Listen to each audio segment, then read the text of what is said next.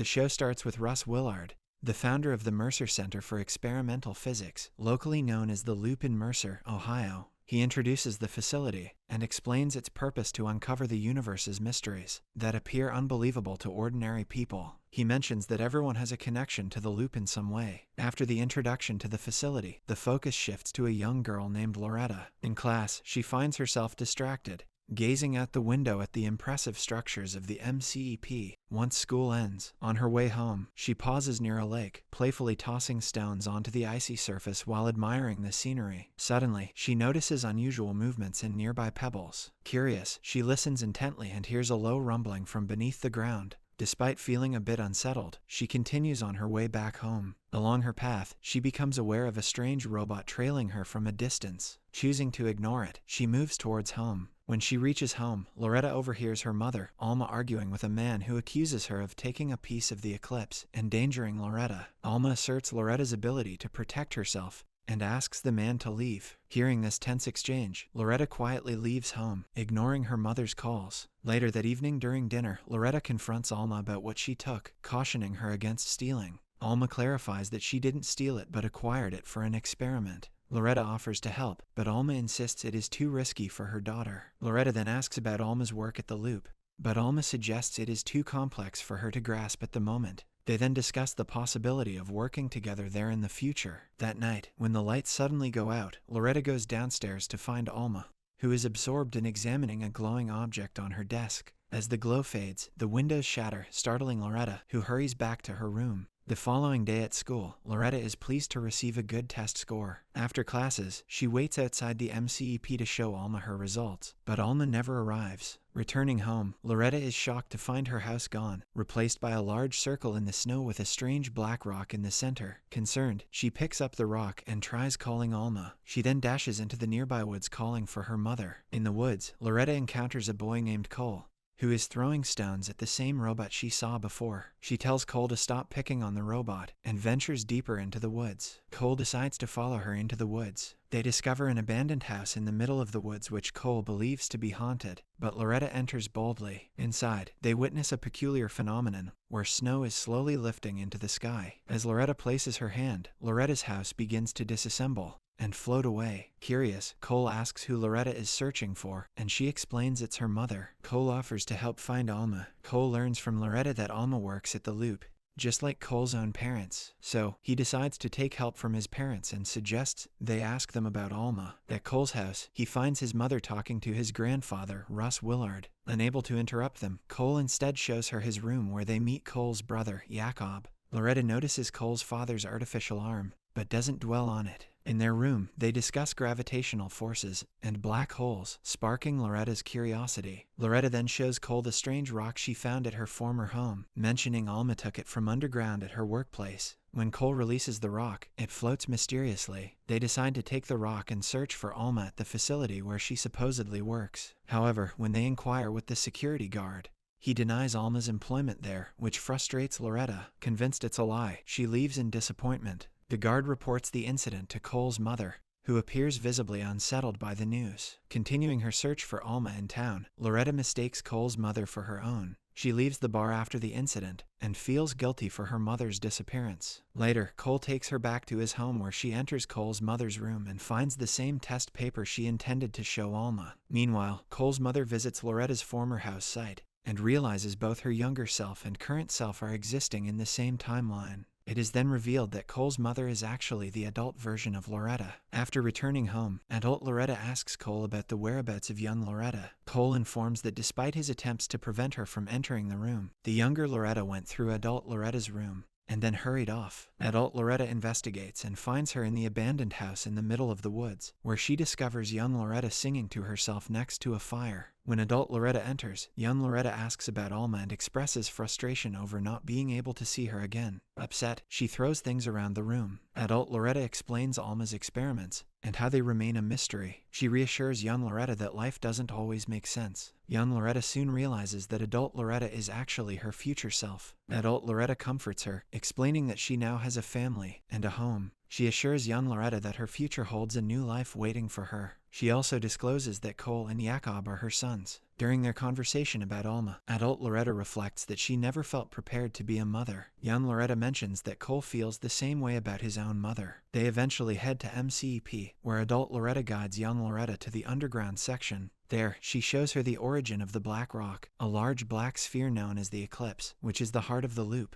This sphere connects their two selves across time. Alma had taken a piece of this sphere to study its origins. As young Loretta holds the Black Rock, the part of the eclipse, it floats back into place within the eclipse. Loretta explains that this cycle will repeat itself, with future versions facing the same mysteries and unanswered questions. When young Loretta touches the black sphere, she suddenly travels back in time to the moment before her house vanished, but this time without the Black Rock. Meanwhile, Russ comes to the basement looking for answers from adult Loretta, who postpones the discussion until the next morning. Later, at adult Loretta's home, she tries to reconcile with Cole by giving him a pine cone, knowing he loves collecting them. She talks with Cole, assuring him of her presence and support in the future. In the following scene, Jakob sketches the familiar two-legged robot seen earlier, then walks to school with Cole. After the school ends, Jakob and his friend Danny go to the gym and lift weights together before hanging out in Jakob's garage. Unlike Jakob, Danny expresses interest in working at the loop, but can't due to his grades. He lies to Jakob about receiving a job offer from the loop.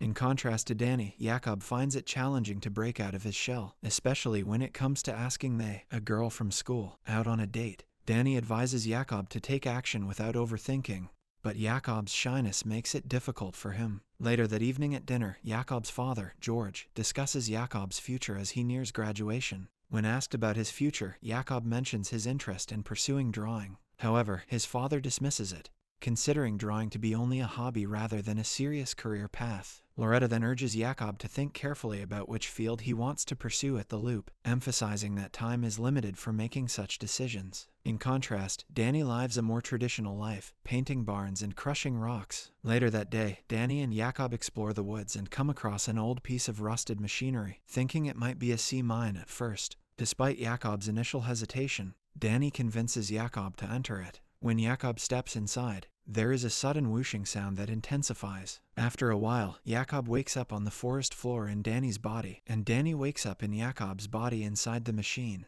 They realize they have swapped bodies. Terrified by the swap, Jakob urges Danny to return them to their original bodies. Danny goes back into the machine, and thankfully, they switch back. They discover the machine can swap the body, and it's reversible. Curious, they decide to swap again, this time for a whole day, to experience each other's lives fully. After their body swap experience, Jakob and Danny stroll through town, adjusting to their new lives. They encounter Russ but handle the situation without any awkwardness about their unusual predicament. The following day, Jakob, now in Danny's body, paints barns as part of Danny's usual routine while Danny, in Jakob's body, spends time at home. Jakob's girlfriend, Lauren, approaches him while he is working and invites him into the barn where they share a kiss. He awkwardly tries to show affection to Lauren, feeling out of place. Meanwhile, at Danny's house, Jakob, now inhabiting Danny's body, takes a shower and admires his changed appearance. Danny's sister interrupts him, but Jakob brushes her off, still adjusting to his new surroundings and identity. Later that evening at dinner, Danny's mother confronts him about his poor grades, explaining that this prevents him from pursuing a career at the loop.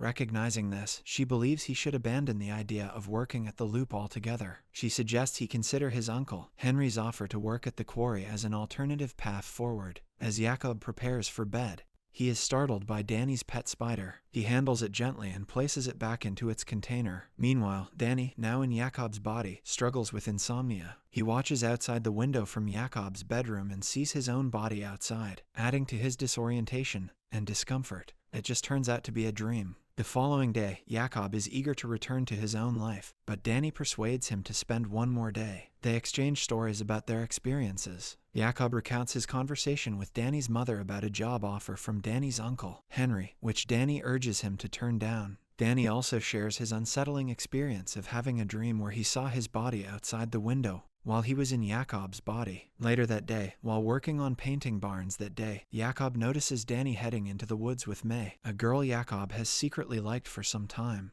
Curious, Jakob follows and unexpectedly witnesses Danny kissing May, causing him frustration and emotional turmoil. Angry and upset, Jakob storms to his own house and confronts Danny about catching him with May. Danny claims he was trying to do something kind for Jakob, but Jakob demands they switch back immediately, but Danny refuses. This leads to a heated argument between them that soon escalates into a physical fight. Jakob's father mistakes Jakob for Danny and kicks him out of the house, leaving him feeling betrayed and desperate. Distraught over Danny refusing to switch back bodies, Jakob rushes back to the machine in the woods. He climbs inside, desperate and hopeful that it will somehow force them to swap bodies again. Meanwhile, at Jakob's house, Cole asks Danny to help him draw a car. Jakob, uninterested in drawing, dismisses Cole's request. This interaction prompts Danny to look through Jakob's sketchbook and discovers various sketches including one of May. Later, Danny gives May the sketch created by Jakob during their next meeting. Since that incident, Jakob has disappeared, missing his classes and causing concern among his friends. Lauren asks Danny, who is in Jakob's body, if he knows Danny's whereabouts, but he pretends to be unaware. Later that night, conscious about his friend, Jakob, Danny ventures into the woods and discovers Jakob unconscious inside the body-swapping machine. Distressed, Danny calls for help, and the scene shifts to Danny's body lying in a hospital bed, now in a comatose state. As the night grows, Danny returns back to the woods and witnesses employees from the loop dismantling the body-swapping machine. Shocked by this discovery, he rushes to his own home and grabs his pet spider, taking it to Jakob's room. Along the way, he tries to communicate with his sister, but receives no response. Accepting the apparent loss of Jakob, Danny decides to continue his new life in Jakob's body. During dinner, he informs Loretta and George that he will accept the job offer at the loop, a decision they warmly support. When George suggests that he could continue his hobby of drawing, Danny dismisses the idea, stating that he no longer enjoys drawing. Later that night, as Danny tries to sleep, he hears a noise outside. Curious, he steps out and is startled to see the robot from the woods on the front lawn. In a moment of hope and confusion, Danny calls out Jakob's name. The robot blinks and quickly runs away. It appears that the body-swapping machine has transferred Jakob's soul into the robot. This unexpected turn suggests that Jakob's consciousness now resides within the robotic entity. In the next scene, May is at home, listening to a song that triggers memories of Jakob kissing her and expressing his love. She reflects on how these cherished moments always seem fleeting and wonders why they cannot last long. After her introspective monologue, May spends a serene day fishing with her father at the beach. During their outing, she discovers a rusted container in the sea and decides to take it home. As they wrap up their fishing excursion and head back, May notices a man on the tower of the beach, and they exchange tense glances before she leaves with her father. In the car on the way home, her father inquires about Jakob, and May responds with a blank fine. Back at home, while her parents are getting ready to attend a wedding, May remains preoccupied with the rusted container she found earlier. As she retreats to her room to get ready, she briefly glimpses her mother wearing a blue earring but doesn't dwell on it at the moment. At the wedding reception, May is seated with Jakob and Stacy, one of her friends. Jakob accidentally spills a drink on May's clothes, prompting her to excuse herself from the table. At the bar, she encounters Ethan, the man she noticed earlier on the beach, who offers her a handkerchief to clean up. They strike up a conversation, and Ethan suggests they take a stroll together in the nearby woods. During their walk in the woods, May notices Ethan's injured foot and asks him about it. He admits it sometimes causes him pain and it has been the same forever. Ethan shares his thoughts about how time seems to move slower in the woods, allowing moments to stretch out longer. Intrigued, May asks to see Ethan's foot, and he agrees to show her. Their intimate moment is interrupted when Jakob and Stacy are looking for May, calling out her name. Ethan gracefully suggests that May should return to her friends, expressing his hope to see her again. May leaves Ethan behind as she rejoins her friends in the woods. As their relationship deepens over the following days, May finds herself drawn to Ethan's company, and they begin to grow closer, even holding hands. When Ethan questions if she is still with Jakob, May deflects the conversation by suggesting they engage in a diversion. She manipulates Ethan into helping her create a distraction for a man working on a truck so she can take something from there. Bringing Ethan to her house, May shows him her workspace. In the garage where she disassembles items as a hobby, Ethan shows genuine interest in her activities, commenting on how fascinating it is. Curious about May's personal space, he asks to see her room,